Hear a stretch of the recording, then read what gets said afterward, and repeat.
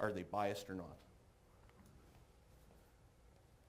The other thing we need to consider, and this comes from Ross Crane, who is, one of the most brilliant petrophysicists kicking around, I would say, is that we need a really good, solid, static set of moduli. And it becomes really challenging, There's, I think, 5 different correlations readily available to take dynamic log Young's modulus and convert it to static. Well, which one do you use? The John Fuller correlation will give you a number that's like 50% below the modified Morales correlation. So it becomes very challenging, if you don't have the data to back it up. The other thing that Ross mentions in his work is that the importance is we need fluid saturated curves for compressional, shear, and density when we do these calculations.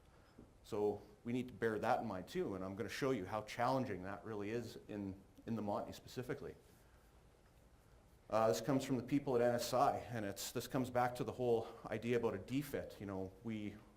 In the work we do, we see lots of defits. We recently started a project where the client had more than 30 defits in an entire field, but they had 2 measured triaxial stress test data points.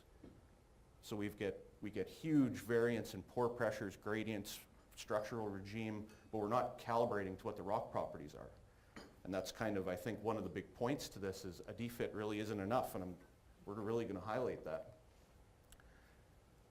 And finally, we're going to talk about sonic tools a lot and how they're influenced by not just the fluids that are in place, the minerals that are in place, but the bedding structures and how difficult it is to really tell how good are our sonic values. Should we even be using them? For us in the consulting role, we seldom get a D-list. We don't have the ability to, or the time to really go in and process it, and we don't know if that value is actually meaningful or if we should even use it.